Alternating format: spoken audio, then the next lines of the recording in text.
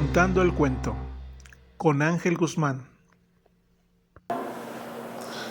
Estamos en Contando el cuento, mi nombre es Ángel Guzmán. Hoy me encuentro en la Facultad de Filosofía en el centro de la ciudad y tengo el honor de tener a la doctora Consuelo Rosillo Garces. Doctora, hola, ¿cómo está? Muchas gracias, ¿cómo está? Un placer.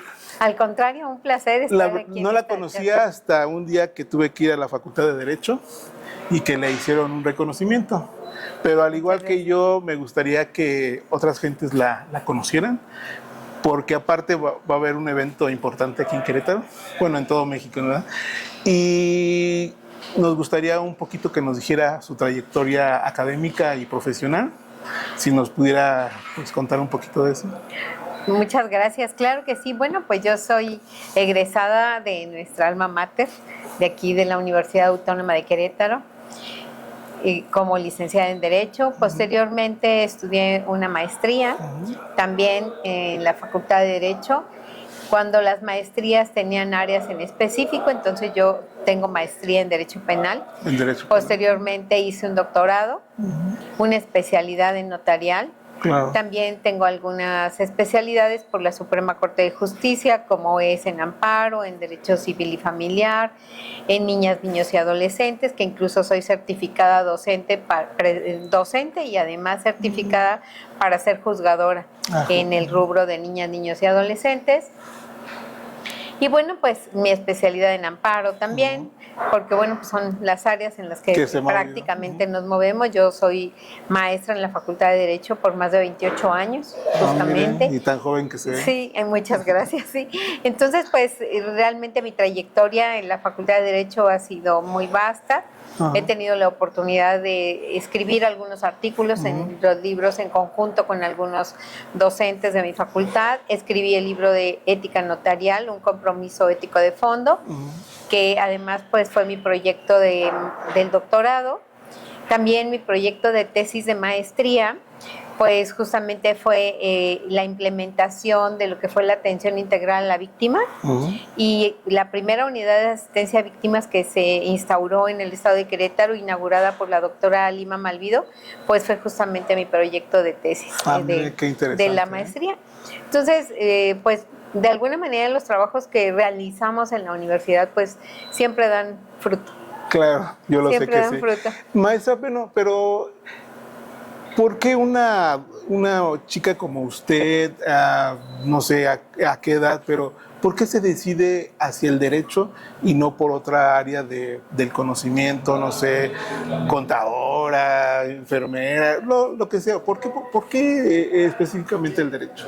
Pues resulta que cuando yo estudié la preparatoria en San Juan del Río, no teníamos una preparatoria propiamente de la Facultad de Derecho. Sin embargo, teníamos una incorporada a la facultad y nuestros maestros todos eran de aquí de Querétaro. Entonces el licenciado Durán, el licenciado Rojas Paredes, el licenciado Enrique Burgos, todos eran de acá, ¿no? Y pues connotados juristas queretanos, que realmente transmitían a sus alumnos ese amor por el derecho, del conocimiento del derecho. Y entonces en alguna ocasión uno de nuestros maestros nos llevó a la cárcel municipal y bueno, las personas nos decían, bueno, es que nuestro defensor de oficio tiene mucho trabajo, no abarca todo lo que tú. Yo decía, yo creo que yo debo ser un defensor de oficio porque hay muchas personas que necesitan atención. Y por ahí entonces por ahí empecé yo, aunque jamás he sido defensor de oficio. Y al contrario, pues me he dedicado, pues, además de la docencia, pues entré al Poder Judicial a trabajar desde meritoria, un ratito en el despacho del licenciado Juan Francisco Durán también, y en la fiscalía también hice un trabajo, estuve con el licenciado Arizaga Núñez cuando él era procurador, y entonces pues de ahí mi pasión por el derecho, y luego me llega mi nombramiento en el tribunal, y justo es en el área penal. Entonces pues empecé a incursionar en esta área, y pues ahí estuve 30 años de mi vida. Bueno, a ver si no nos desviamos, pero aquí me surgen varias preguntas.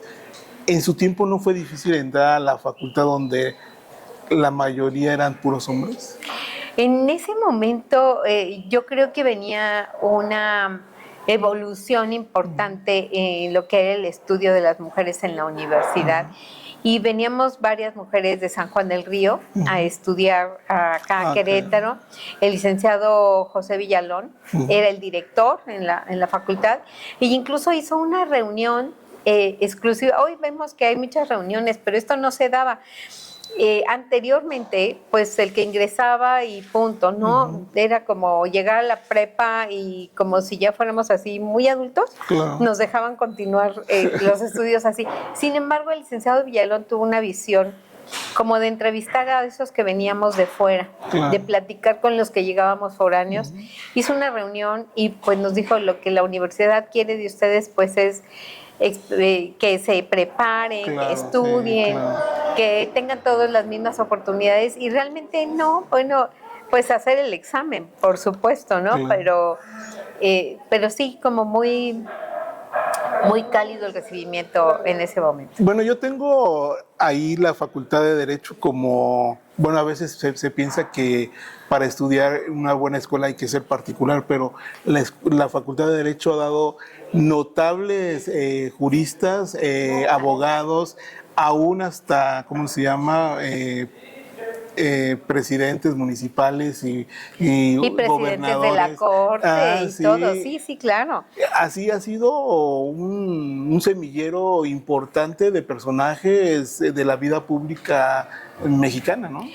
Realmente la universidad en general, y bueno, sobre todo la Facultad de Derecho, tiene un reconocimiento nacional de tener pues los mejores perfiles, ¿no? Claro. Y como bien lo señala, efectivamente hemos tenido juristas tan connotados, por ejemplo, Agapito Pozo Balbás, el reciente presidente del tribunal, Saldívar, ¿no? Entonces, realmente nuestros estudiantes de la facultad, yo digo hoy nuestros estudiantes, hoy ocupan cargos muy interesantes, claro, muy importantes. Tenemos jueces egresados de nuestra facultad. Simplemente el presidente del tribunal actual pues es egresado de la Facultad de Derecho. Y su padre y también su papá fue un notable jurista también, además, sobre todo en el ámbito internacional, ¿no? Claro. El licenciado Braulio Guerra Malo. Que creo que aquí además tenía su despacho aquí enfrente o algo así, ¿no? Exactamente, y además tuvo la fortuna de llegar a ser rector también de nuestra máxima casa de estudios. Entonces creo que sí, efectivamente Querétaro es, y sobre todo la Facultad de Derecho, es semillero de grandes hombres, de grandes juristas. Yo conocí a uno, déjeme mencionarle, Carlos García Michaud, no sé. Bueno, ya lo conocí Michaud. Ya en su última etapa. Hay un ser maravilloso y aparte de un profesional y todavía grande, todavía trabajaba en su despacho. Con una lucidez extraordinaria para la construcción del derecho. Realmente hemos tenido juristas, como le comento, muy connotados. En el caso del licenciado Carlos García Michaud, no solamente nacional, sino internacionalmente, en Derecho Procesal Civil, que era su pasión, como el licenciado Juan Francisco Durán en materia penal, que también apasionado de su materia. Bueno, qué decir también del licenciado, aquí tenemos a Francisco Guerra Malo como notario, ¿no? Entonces, realmente tenemos grandes personalidades, juristas muy importantes. Y creo que es allí donde se destaca la facultad de toda la universidad, ¿no? Así es. Tener ese semillero de personajes tan importantes en la vida pública y queretana y de todo México, ¿no? Así es, efectivamente. Entonces, pues sí, muy, muy orgullosa de mi facultad. Maestra, mi intención es que dar a conocer pues a las grandes mujeres y claro, grandes hombres. Nuestro canal es un poquito más cultural que político, pero creo que aquí cabría que nos mencionara usted hace un par de meses tuvo la oportunidad de recibir un reconocimiento exactamente de la facultad. ¿Nos podría hablar un poquito de eso y de por qué a usted? Pues fíjese que realmente me sentí sumamente honrada cuando pues mencionaron que se iban a imponer los nombres a algunos salones de las catedráticas con experiencia, con reconocimiento dentro de lo que es nuestra facultad. Y bueno, seguramente tomaron en consideración pues las evaluaciones que nuestros alumnos hacen, el desempeño académico, Claro. la destacada labor que uno realiza ahí. Y efectivamente, la primera vez en la Facultad de Derecho que se imponen nombres de mujeres a las aulas, y yo fui una de esas privilegiadas. Realmente el doctor Edgar, con una visión pues prácticamente pues de equidad de género, Claro. y en este sentido, hoy que tantos espacios las mujeres ocupamos, Claro. realmente vio la importancia de designarle el nombre de mujeres a algunas aulas, y yo estoy entre ellas, realmente muy honrada. Y creo que esto pues es un incentivo para las alumnas y alumnos, ¿por qué no?, para seguir ejerciendo la docencia sin separarse también de otras actividades. Y más, bueno, y eso, y de que se puede llegar hasta donde uno quiere, ¿verdad? Porque Exactamente. ese reconocimiento, a mi modo de ver, es como el fruto de todo su trabajo, tanto público como académico, dentro y fuera de la universidad, ¿no? Realmente creo que sí, es la suma de la construcción de Consuelo Rosillo, ¿no? Claro. Creo que fue esa, es lo que se hace todos los días. Nosotros nos vamos construyendo cada día, ¿no? Y vamos perfilando hacia dónde queremos caminar, y se va construyendo un prestigio, una personalidad. Algunos dicen una marca. Pues sí, a lo mejor la marca que tiene Consuelo Claro. Rosillo de cómo se ha desempeñado desde siempre en su trabajo, ¿no? Maestra, es que esa placa que le reconoce la universidad a su persona, a su trabajo, a su labor docente y académica, va a quedar ahí. Y van a pasar generaciones y generaciones, y ahí va a estar su nombre. Es como el escritor que hace un libro y que va pasando de generación, y va a haber alguien que va a levantar la vista y va a leer, ay, mira, la maestra Consuelo Rosillo, y tal vez le interese conocer acerca de su vida y por qué está ahí su placa, ¿no? Sí, realmente yo les decía a mis hijos antes de que se develara la placa, les digo, fíjense que en la universidad van a develar una placa con mi nombre, y eso normalmente se hace cuando ya las personas ya no están, ni siquiera tienen la oportunidad de verlo. Así que aprovechenme, ¿qué tal que me desaparezco? Y no nada más de su parte y de su familia, sino también de parte de la sociedad. Claro. Vemos placas y decimos, bueno, ya se murió esa persona, es un reconocimiento a toda su labor, pero tenerlos en vida es un peso más importante, ¿no? Y sobre todo también para uno, porque le da ese incentivo de seguir adelante. Claro que se puede, claro que podemos seguir avanzando y ser ejemplo para las generaciones, ¿no? Claro. Decirles a las jóvenes y a los jóvenes que claro que se puede, pero que no es fácil, que tenemos que trabajar todos los días, sí, hay seguir que luchando luchar, todos ¿no? los Hay que días luchar y para que se den las tener cosas. sus sueños aquí presentes y saber que hay que llegar a aquel punto, y pues poco a poco, ¿no? Claro, yo cuando veía las placas de mis maestros en las aulas, yo decía, qué padre, ¿cuándo llegaré a tener yo una placa, ¿no? o cuándo se presentan este tipo de cosas. Claro. Y pareciera como, solamente como un sueño, como un pensar, ¿no? Y cuando se da, dice uno, bueno, es que sí vale la pena Claro que vale el la trabajar, pena, ¿no? El seguir construyendo todos los días, porque realmente no es de generación espontánea. Hoy que estamos tan acostumbrados a las redes sociales y a los TikToks, y que parece como que si inmediatamente pudieran obtener los satisfactores, nos damos cuenta que para obtener un satisfactor se necesita trabajarlo. Claro. Se necesita. Y que se puede. Exacto. Eso y que es lo además importante, se puede, que se puede lograr llegar hasta tener un reconocimiento de esa talla nomás. De esa naturaleza, claro. Es hacer historia. Claro, eso está muy padre. Sí. Maestra Consuelo, otro punto que para mí también sería importante es de que, bueno, ya ha tenido una trayectoria de 26, 28 años, me contaba. Ajá, 28 años. Y aparte de sus reconocimientos, pero ahorita se acerca algo todavía importante para su vida. ¿Nos podía platicar no sé si sea una nueva etapa o otra faceta de su vida laboral?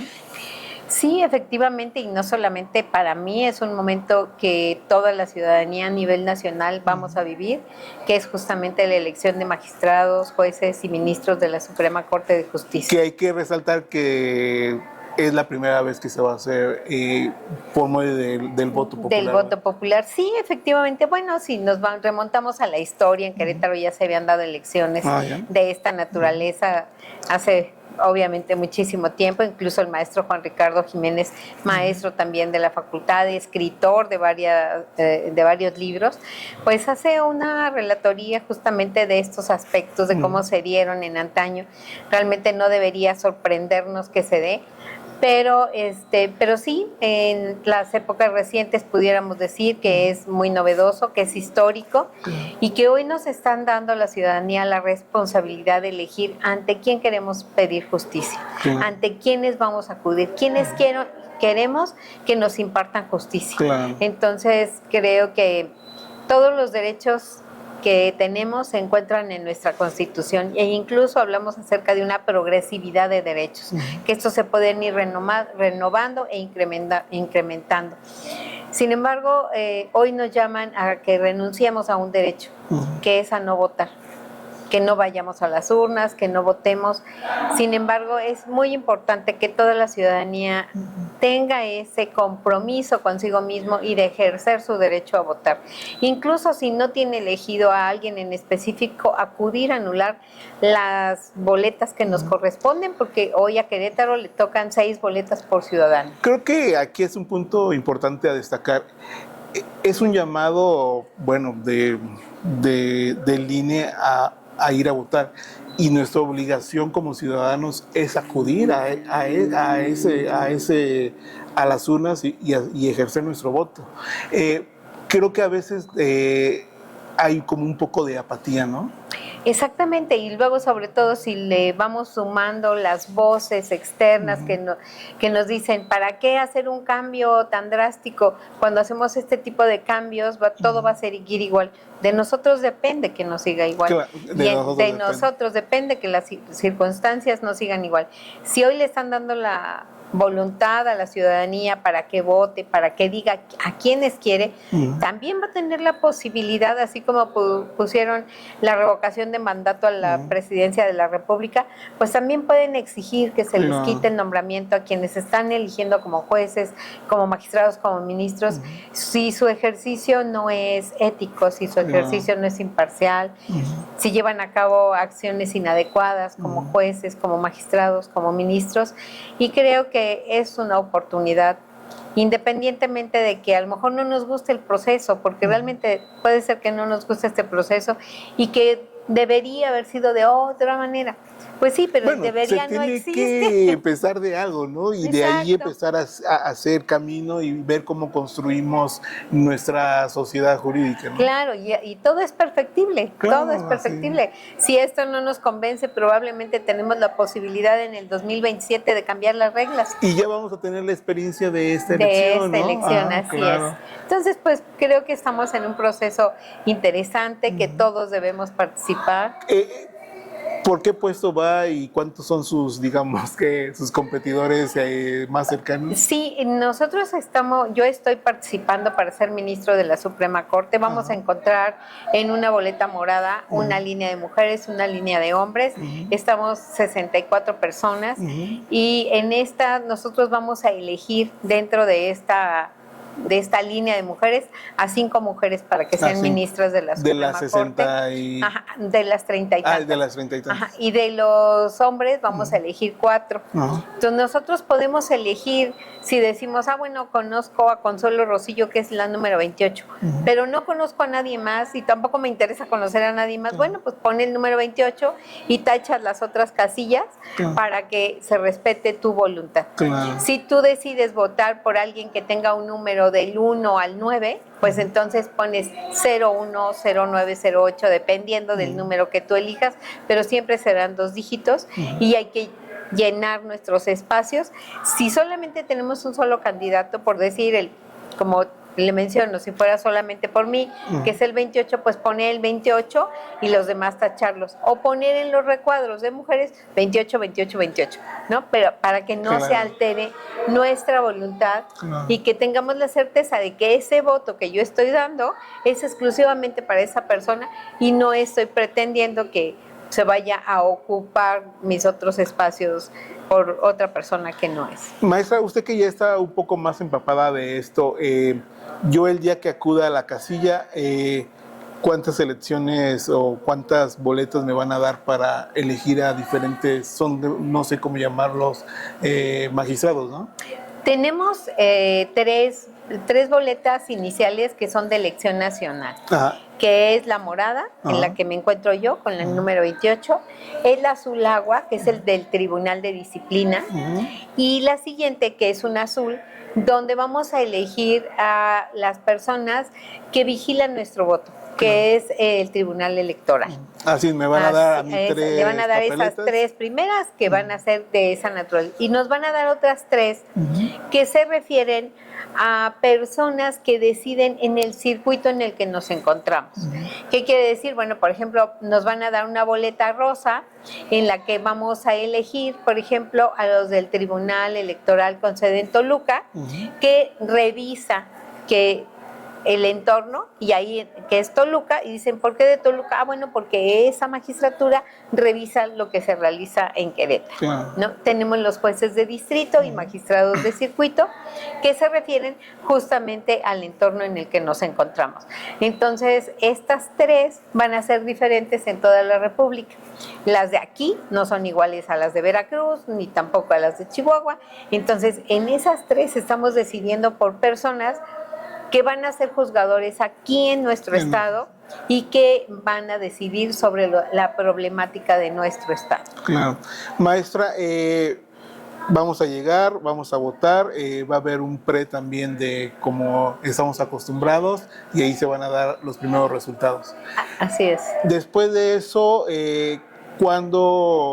si usted obtiene que es ganadora, ¿cuándo tendría que ocupar su puesto en el tribunal? Se estableció que el día 15 de septiembre se tomaría la protesta a las personas que seamos ganadoras, entonces acudiremos al Senado de la República a tomar la protesta para asumir el cargo y entraríamos en funciones al día siguiente. ¿Y cuánto tiempo va a durar ese? En el caso de los ministros, 12 años, y en el caso de jueces y magistrados, son reelegibles hasta convertirse en vitalicios. Así es de que pues sí, por eso es muy importante que nosotros sepamos a quiénes vamos a elegir, por quiénes vamos a decidir, porque es ante quién vamos a pedir el derecho. ¿A quién queremos ahí para que decida sobre nuestra libertad, sobre nuestros patrimonios, sobre las convivencias con nuestros hijos, sobre asuntos de índole familiar, de herencias, de todo?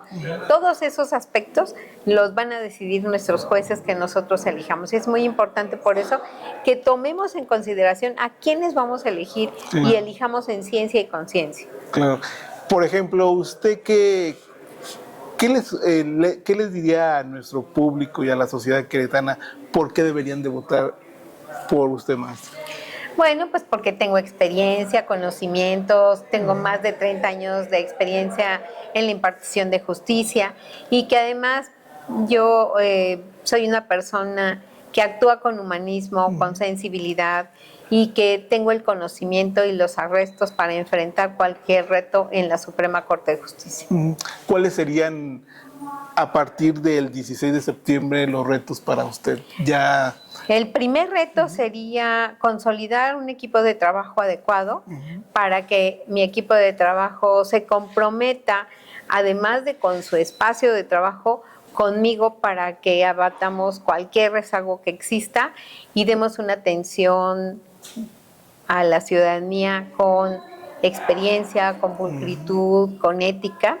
Y yo creo que el primer reto es ese y los demás se van a ir solucionando paulatinamente. Mucha gente, bueno, tal vez no mucha, sino en mi forma de ver o de pensar, a veces pensamos que esta votación ya no se va a respetar la división de poderes, nos vamos a, no sé cómo llamarlo, pues como es una votación popular, hacer un poquito con el Poder Federal, pero no es así, ¿verdad?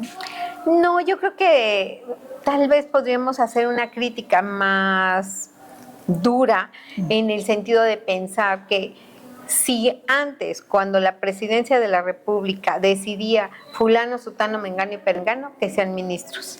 Porque ahí era... Era de dedazo y era exactamente lo que decidía el presidente. El presidente daba sus ternas, ¿no? Exactamente, y él decía, bueno, fulano, sutano, y lo mandaba al Senado para que el Senado aprobara la terna. ¿Cuándo le decían al presidente que no? ¿No? Siempre se aprobaban a las personas que decían con carrera o sin carrera judicial. Claro. Independientemente se nombraban a los ministros de esa manera. Incluso pues vimos que un presidente de la República, el licenciado Zedillo, dijo 25 ministros fuera y volvió a nombrar a los nuevos ministros, que son 11 los ministros que integraban la Suprema Corte. Hoy está dando esa facultad a la ciudadanía para que elijamos a quienes queremos ahí en la Suprema Corte.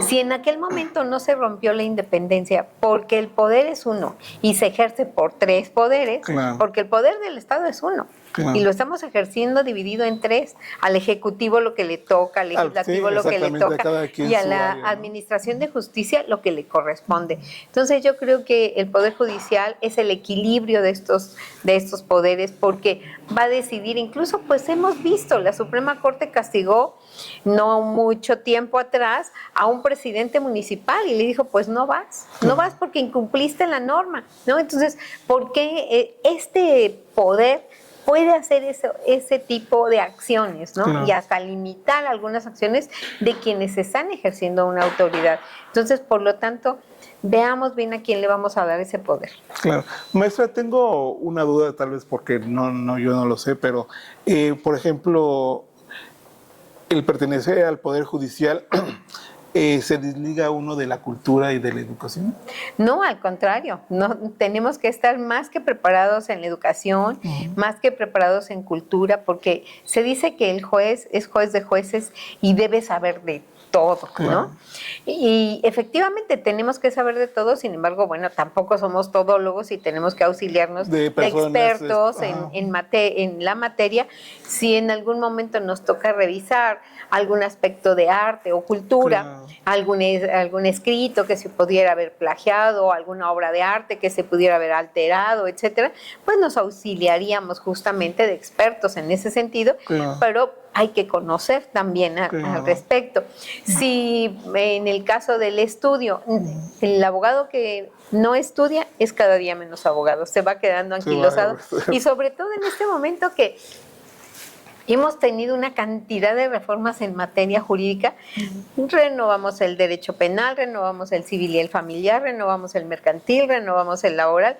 Si no estudiamos, pues nos quedamos con las visiones anteriores y no podríamos avanzar en este rubro. Así es de que sí tenemos que estudiar y hoy esta reforma que nos aqueja a todos, que fue directamente a la Constitución, pues habla ante quién vamos a pedir la justicia, ¿no? Y bueno, y hay que invitar a la gente a que no tenga miedo, ¿no? Y que es un derecho el ir a votar y ahora sí nosotros elegir a nuestros propios juzgados. Claro, no miedo, porque al contrario, ejerzamos nuestro voto, digámosle a la ciudadanía a quienes queremos como jueces, a quienes como magistrados, a quienes como ministros, porque realmente de eso depende que tengamos un poder judicial independiente, autónomo, pero nosotros tenemos que elegir. Podemos decir a tales y tales personas no las quiero en la Suprema Corte. Claro. Entonces, como a ellas no las quiero, voy a ir a votar. Sí, bueno, es esa parte también, ¿no? Sí. Maestra, pues nos queda solamente agradecerle, no queremos quitarle más su tiempo. No, muchas gracias. Invite a la gente y regálenos sus redes sociales por si la gente quiere pues contactarse con usted, y si tiene alguna duda, todavía tenemos unos poquitos días de pues sacar estas dudas para que la gente no tenga temor y vaya con confianza a votar y decir, bueno, tal vez no conozca a todos, pero quiero votar por la maestra Consuelo Rosillo. Claro, yo estoy en redes sociales, en todas mis redes sociales es @Consuelo Rosillo Abogada, y ahí me pueden contactar, mandarme preguntas. He contestado casi todas las preguntas que me han enviado, entonces ahí me pueden contactar y voy a estar en la boleta morada, soy la número 28 y de verdad soy su mejor opción. Acuérdense el número 28. El número 28, así es. Maestra, le agradezco mucho. Al contrario, y es un muchísimas placer. gracias. Gracias por compartirnos, porque creo que dar a conocer un poquito, aunque fuera muy rápido, esta trayectoria tan importante en su vida y lo que está haciendo. Yo diría, bueno, yo ya me sentiría a gusto y me iría a mi casa, pero mire, usted sigue luchando, sigue por más sueños, ¿no? Claro, no podemos dejar de soñar. Claro, Definitivamente no debemos dejar de hacer. Muchas gracias, maestra. Muchas Le gracias. agradezco mucho. Gracias, al contrario. Esto es Contando el Cuento.